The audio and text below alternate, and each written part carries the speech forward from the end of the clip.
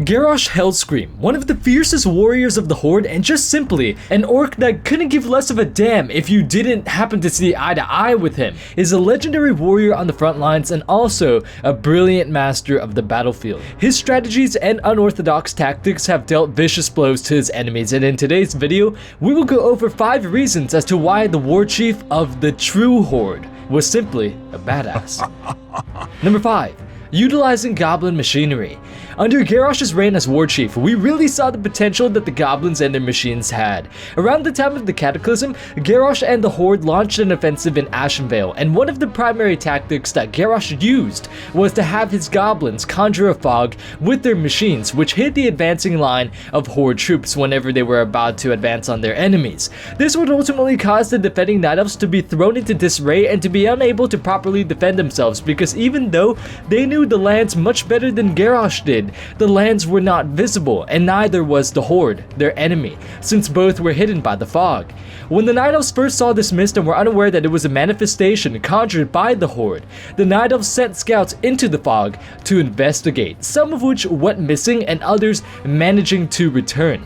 The ones who did return alerted their superiors that Garrosh had ordered his troops to place clear and visible footprints so that when the Night Elf scouts ventured into the fog and they saw the footprints and followed the trail, it would ultimately lead them to a trap set by the Horde. Garrosh also used shredders to assault outposts such as Silverwing Outpost. Instead of instructing his troops to rush into the hold and just outright be slaughtered and be impaled by hundreds of arrows right off the bat, he instructed his goblins to shred down the nearby trees, causing them to crash into the hold, crushing any Night Elf and Night Saber caught in the tree's line of collision, destroying any cover or obstruction which may work in favor of the Night Elves, and also causing immense disarray and anarchy in the Night Elves' lines. It was then now at this point, when they were at their most vulnerable, that Garrosh would unleash his Horde troops upon the Night Elves, and of course he, Garrosh, being the dude who loves fighting as it is, he would be among one of the first to meet his enemies on the front lines. Number 4. Using Proto Dragons and Magnetar. Garrosh did not spend his time in Northrend solely battling with the Scourge and insulting Varrock Sourfang. He also saw the ferocity of the beasts that lived there and decided to bring them back with him to Kalimdor, where he used them to obliterate his enemies. By holding the young of the beasts hostage, Garrosh was able to domesticate and command the beasts, ordering the Proto Dragons to hunt down and prey upon the Night Elf scouts that rode on griffins in Ashenvale, greatly delaying the Alliance's response towards the Horde offensive in Ashenvale, since no word was able to get through of the Horde attack. The Proto Dragons were also incredibly deadly in combat, managing to tear apart griffins into pieces and also fast enough to intercept a scout in flight or a scout that's fleeing from battle. The Magnetar too were also incredibly powerful and dangerous. They also managed to turn the tide of the battle since they were so freakishly big that even a Night Saber's bite was nothing to their thick hides and their fur. Also, they're roided out and get pissed off really easily, so you can imagine how taking orders from Garrosh while having nothing to vent out that anger on but the Alliance could be a pretty bad situation for the Night Elves.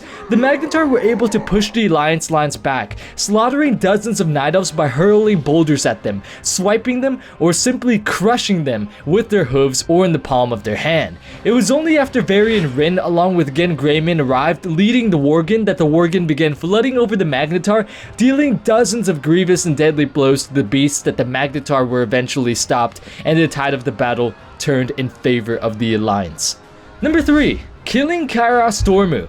Now this one's kind of a meme because, you know, the minute Garrosh arrives in WoD, he kills Karas Dormu, and a lot of people joke about that, but there's actually a pretty good reason to it. And although this one isn't particularly a plain out battle plan or military tactic, it was a pretty smart move on Garrosh's part for numerous reasons, and here's why. Yes, it's true that Karas Dormu aided Garrosh in going back to alternate Draenor, but they were never butt buddies or even friends. They didn't even like each other. They only could stand each other because it was out of necessity and nothing else, literally nothing else. However, that line drew to an end when they actually arrived in Draenor. When Karas Dormu lets his guard down, Garrosh lunges at him and kills him. So why was this a smart move on Garrosh's part?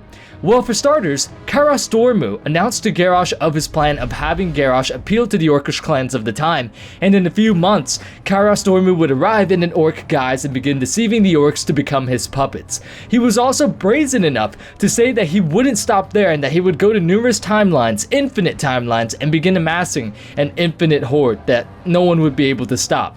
And he also would say how he would lead them. He eventually gets caught up in his speech and in his daydreaming, and this ultimately causes him to let his guard down, so Garrosh, being the good guy that he is, lunges at him and kills him. Now, this was a smart move on Garrosh's part because, although yes, if he went along with Garrosh's plan, his horde would be much more powerful, and there's a good possibility that we would have no way to be able to stop it without the aid of the bronze dragonflight. But the problem here is that it would ultimately mean that the horde would be used as someone's puppets once again, and history would ultimately relive itself. However, this time, it would not be the Burning Legion pulling the strings, it would be Garrosh, and the results could be way worse than if the Legion had control of the orcs. And if you know Garrosh, you know that he hated his father for a time for being the first to drink the blood of Manaroth, and he also hated the weakness that the orcs had for not being able to see that they were being tricked into enslavement to the Burning Legion. So the fact that Garrosh has the gigantic testicular fortitude to be able to flat out tell Garrosh that he plans on enslaving the horde is not a good thing for Garrosh, because that's pretty much just signing your death certificate if you say that to Garrosh. The second reason why this was a smart move on Garrosh's part was because Garrosh was much stronger than Garrosh, yet Garrosh did not let that discourage him whatsoever. Not only was he much stronger physically, but he also could control time. At one point, Garrosh grabs Garrosh's throat and almost snaps it, but before he can, Garrosh rewinds time and pins Garrosh to the ground before Garrosh could grab Garrosh, and the bronze dragon manages to handcuff him. It was only after Garrosh saw Garrosh go on his rant and drop his guard that he decided to kill the dragon, despite seeing Garrosh's power far outweighing his own. And by doing this, Garrosh ultimately frees the orcs of future enslavement and furthers his plans with amassing the Iron Horde. Number 2, targeting commanders. This might seem like a no-brainer, but when fighting is around you and you're in the midst of battle, it may seem a lot harder than it appears. For example, in the sieging of Ashenvale, Garrosh is seen in battle, so a night elf named Haldrissa leads a charge to kill Garrosh, but the tide of the battle cuts her off from Garrosh, ultimately resulting in her death. Now, she did manage to do some damage to the horde before she went out, but the point is that targeting commanders, it's much harder than simply said so or simply by leading a charge straight to the person that you want to kill. That's why Garrosh had a brilliant plan to target Tyrande. He knew Tyrande was a priestess, and although she was a skilled fighter, it was more than likely that the Alliance would position her in the back of their ranks rather than in the front lines where she would be in danger. So in the back lines, she would be protected and hidden, and Garrosh knew this and had his goblins conjure the fog, which concealed his forces. When Tyrande saw the fog, she called down a blessing from Elune, which cleared the mist, but also illuminated her location, which was exactly what Garrosh wanted. The instant she revealed herself, a boulder thrown from a Magnetar came crashing down at her, and she would have died had Chandra's Feathermoon not pushed her out of the way at the last second. Later on in the fight, Garrosh again manages to successfully target Tyrande by having his Magnetar throw boulders at her location, causing her to bank off from where she was standing, but upon shifting her position, she provided an opening for the Horde archers who Garrosh had ordered to advance, knowing that Tyrande would have her guard down when she moved. 2 arrows managed to impale Tyrande, taking her out of the fight for a while, but with the power of plot armor bestowed upon her by RNGesus, she manages to once again survive. Number 1, Theramore.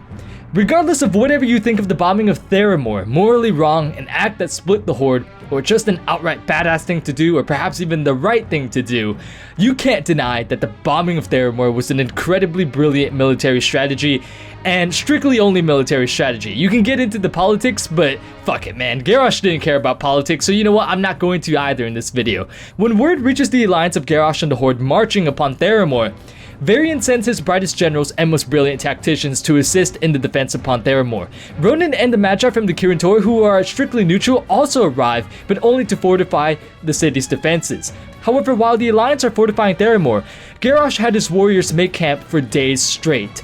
This agitated many of the Horde soldiers since the majority of them were not in on the full plan of the bombing of Theramore, so they expected to attack the city quickly before the Alliance's reinforcements could arrive. However, Garrosh was counting on the reinforcements to arrive. He wanted the Alliance to bolster their troops and their ranks, and when he was satisfied enough with how long he had waited, he and his forces assaulted Theramore, managing to push the Alliance to the center of the city. When most of the Alliance was at the center, he sounded the horn for retreat and pulled back his forces. It was then that the Horde in its entirety saw the full scope of Garrosh's plan. Garrosh had a Zeppelin holding the mana bomb dropped onto the Isle, and when it exploded, the amount of devastation was catastrophic. Every single person within the city and most of the soldiers near the vicinity were obliterated, and this was with Ronan sacrificing himself in order to dampen the explosion of the mana bomb. Had he not sacrificed himself, even the Alliance on the outskirts of the area would have been killed as well. So catastrophic was the explosion that arcane magic tainted and scarred the area, completely dissolving corpses into dust or saturating corpses in so much magic that it looked purely unnatural. Although Theramore was turned into a graveyard, Garrosh's plan had worked perfectly, and he had dealt the Alliance a colossal blow. That draws an end to today's video, ladies and gents. If you did enjoy the video, make sure you hit the notification bell next to the sub button so you can stay caught up with the channel. And once again, guys, thank you so much for watching, and until next time, I will see you all later.